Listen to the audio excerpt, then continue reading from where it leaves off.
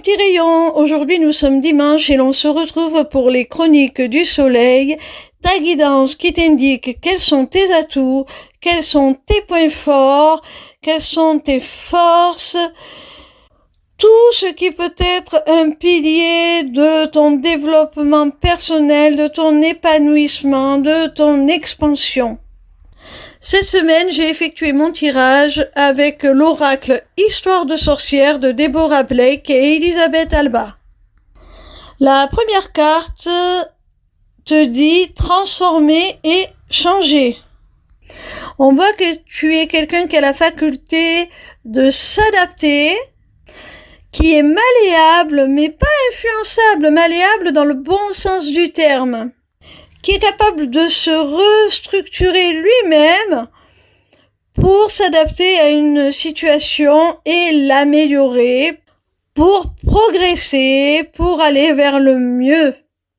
Tu es quelqu'un de résilient qui utilise ses expériences, même les plus mauvaises, pour en ressortir beaucoup plus fort et métamorphosé en la meilleure version de lui-même. La deuxième carte te dit hiberne et régénère.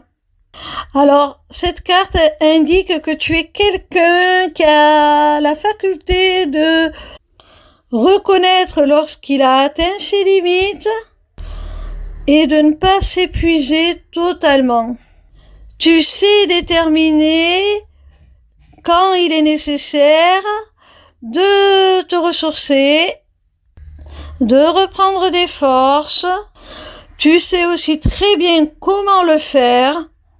Tu connais parfaitement ce qui te fait du bien, ce qui va te permettre de récupérer ton énergie pour retrouver tous tes moyens, tout ton potentiel. La troisième carte te dit « médite pour créer ». Alors je pense que l'un des moyens que tu as à ta disposition pour te régénérer et que tu pratiques est certainement la méditation ou à minima un recentrage sur toi-même, sur tes perceptions, sur ce que tu ressens. Tu t'écoutes, tu écoutes ta petite voix intérieure et ça te donne de l'inspiration pour créer, ça te donne ton pouvoir créateur, ça te permet d'élaborer tes projets, de les mener à terme dans la matière. La quatrième carte te dit cède à la passion. Alors par cette carte, on voit que tu es quelqu'un de très enthousiaste, de très jovial, passionné par ce qu'il fait. Tout ce que tu entreprends, tu le fais à fond, vraiment avec ardeur, avec passion tout simplement, comme cette carte l'indique. Tu ne te forces pas, tu fais les choses vraiment avec beaucoup de plaisir et c'est ce qui te rend la vie très agréable. Tout simplement parce que tu as su trouver les choses que tu aimes et tu t'y consacres et ça t'apporte beaucoup de satisfaction et de joie. La cinquième et dernière carte te dit « distribue l'amour ».